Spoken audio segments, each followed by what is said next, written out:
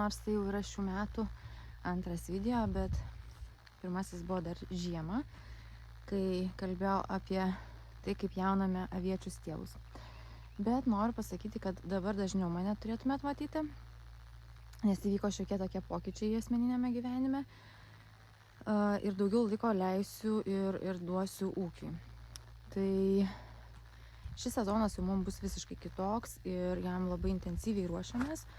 Šiuo metu kaip tik dengiame maksimaliai, kiek tik tai įmanoma, plėvele avietes, nes norisi kuo mažiau turėti rankinio darbo, o ravėjimas yra rankinis darbas. Nors ir turime ravėtuvą, bet vis tiek aplink pačią avietę lieka nemažai piktžolių ir tas piktžolės reikia nuravėti rankiniu būdu.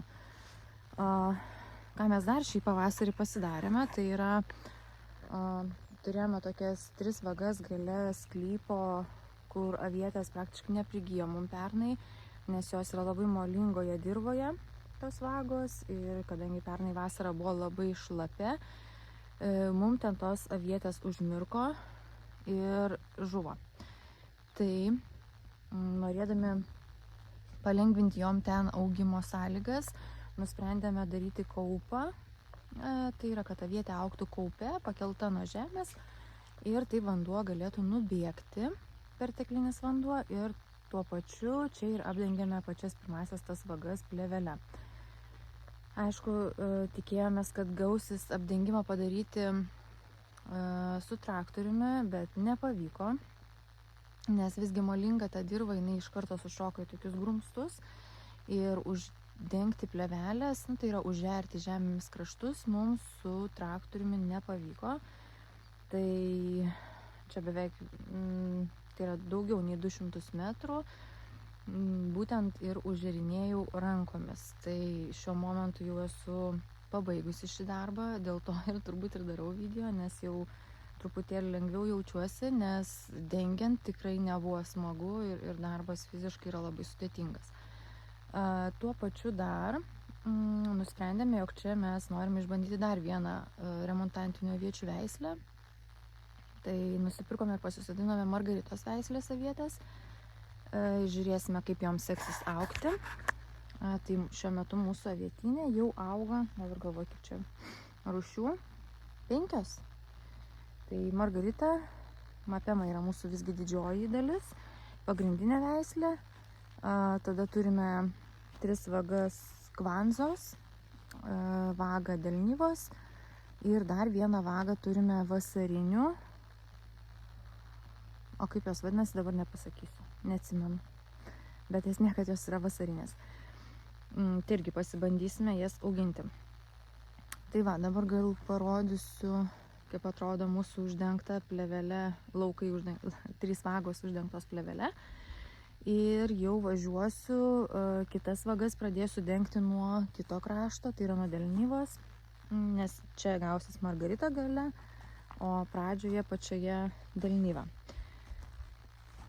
Taip, tai kokie dar mūsų planai šį savaitgalį, tai Tautvydas turi išsinuomavęs traktoriuką, kasa intensyviai visokius drenažinius dalykus, nes praeitą vasarą parodė dar tokias problematiškas vietas, kur sklypas užmirksta. Tai darome drenažą.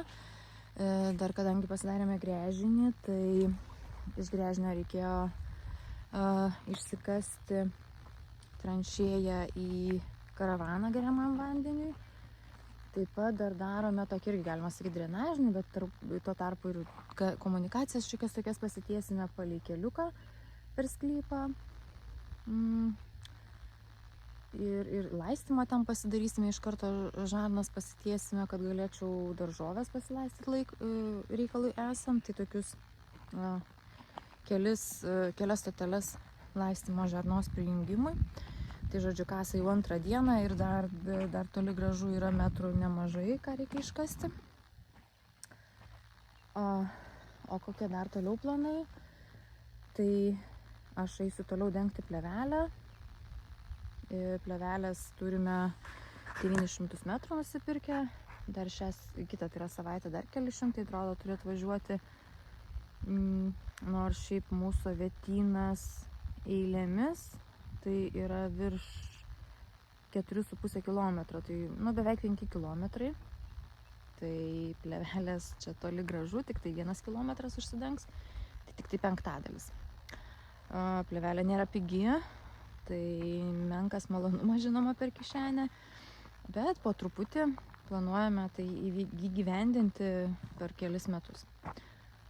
Taip, toliau dar planų turime tokių, kad paskui, žinoma, tas visus drenažus reikės pasitiesti, užsikasti, pasijungti pagaliau gręžinį, kad turėtume geriamąjį vandenį karavane ir prasidės sėja.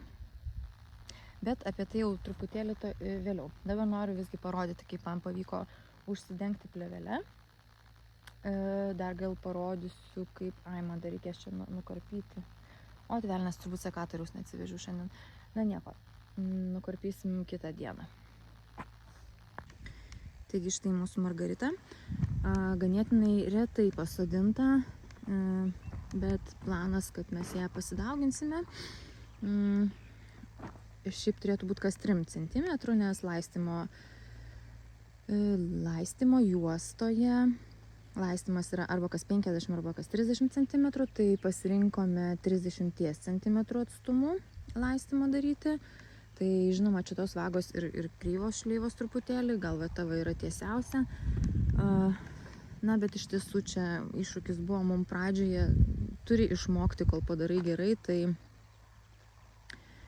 na, jau dabar žinosiu, kaip daryti ir galbūt taip tiesiai irgi nebus tos delnyvos ir panašiai ir mapemos vagos, nes ten jau pasodinta yra truputėlį kreivokai. Na, bet nieko, manau, viskas tam pavyks geriau, sklandžiau ir greičiau. Tai va, tai dar kaip čia su tom skylėm bandėm pradžioj deginti, tai šūdas gavos mums ten, tai geriausiai einasi karpyti tiesiog žirklėmis, tai, aišku, užtrunka laiko nemažai. Laistymo dar kol kas nėra, bet tai va ten atvyksta visokie darbai, tranšėjų kasimo ir laistymas bus. Gandriukas ateina pas mane. Taip, tai aš dabar, man reikia dar nukarpyti šitas margaritos kotus, nes, kaip žinote, remontantinės avietas pasodinus, kotus senuosius reikia nukirpti palei žemę, kuo žemiau. Ir jau blogai, kad aš sekatorių pamiršau, nes jau matau, kad bunda tie daigai, nors sodinam mes pavasarį. Sodinam, kada mes sodinam? Nesenai. Kovo gale sodinam, tai dabar balandžio vidurys. 2 savaitės praėjo. Tai žinoma, kol jos dar išdygs, čia toli gražu. Turim daug gražaus laiko. Buvom pasidarę tokius uždžeriklius, handmade-iškus. Bet mums jie, sakau, nepasiteisino, šios parsivešiu gal. Ir gandriukas galėtų čia taip prarankioti tokius nereikalingus kirminus. O mūsų mapema, čia Tautvydas dar važiavo su freza kraštus, kad biškai prasipurentų.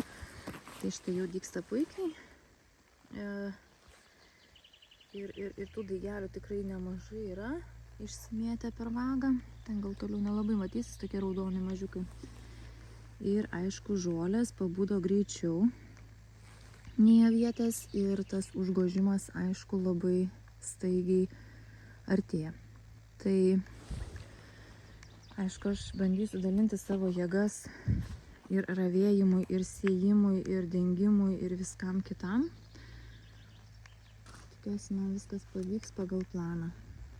Na, o dabar važiuoju, iš čia jau susirinku savo rakandus, traktorėje baigėsi kuras, reikia, kad Tautvydas užpiltų ir važiuosiu tada dengti delnyvą.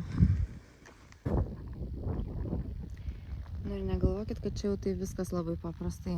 Dedi tą plėvelę, užpili žemėm ir eini toliau. Sudėtingas procesas, nėra taip lengva.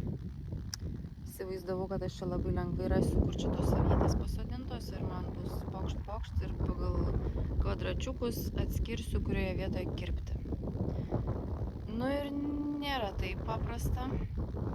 Atrodo, sodinant matavom kas 30 cm, bet ne. Realybėje taip nėra. Tai nežinau, aš galvoju, kad jos vis tiek kažkaip sudigs per tas skylės.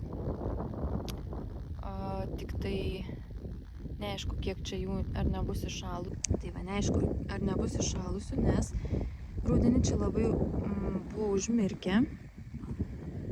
Ir nu va ten ant kalniuko jau biškį geriau ir jos jau dygsta. O va ten į nuokalnę buvo užmirkę ir paskui užšalo. Tai, nu nežinau, nelabai man ten patinka. Į jų dabartinę,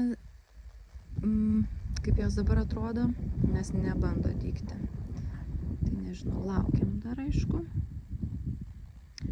Tai va, čia kokių gerų porą valandų aš kapstausi ir dar 100 metrų nepabaigiau. Kiek liko man. Ir dar noriu tą vagą pabaigti. Ten irgi virš 100, tai nežinau, gal spėsiu kažkaip. Neužpylė Tautvydas mane traktorių kuro. Sakė, reik taupyt, dizelis per brangus. Tai va, našuos plėvelę, o taip. Gerai, kad netoli. Nu, neužbaigiau iki galo, kaip planavau. Vienos vagos, liko užarstyti, bet reikia ruoštis namo, nes rytoj vaikam į mokyklą. Tai jau toj sutems. Tiesiog nebegaliu, aišku, būčiau mažiau tinginiavus. Mažiau galvojus, ar man čia tikrai reikia. Nes, nu žiūrėjau, iš tikrųjų, gal čia po žiemos taip sunku įsivažiuoti. Šiaip silpnumo akimirkų tokių šiokių tokių buvo. Tai, nu žodžiu, visko reikia matyti šiam gyvenime. Bet gražiai gaunasi, aš džiaugiuosi, kad gražiai gaunasi. Kai kur vadygėlius jau radau, irgi labai fainai. Tai va, tai lauksim derliaus. Dabar lekiam namučių. Reikia susitvarkyti ir grįšiu čia prie šitų savo darbų antradienį. Tai turbūt tai jau bus kitas reportažas. Šiam kartui tiek ir iki greito. Dar noriu parodyti, kaip žaliuoja jau medžiai. Kaip viskas greitai keičiasi. Kaip ir kiekvieną pavasarį visą laiką sakom, tai ką, nieko nesimatė, o taip staiga ėmė ir sužaliavo. Tai va, vakarėja jau. Gražus mūsų vaizdai. Reikia sulaukti aviečių, kada užaugs, bus dar gražiau. Tai iki.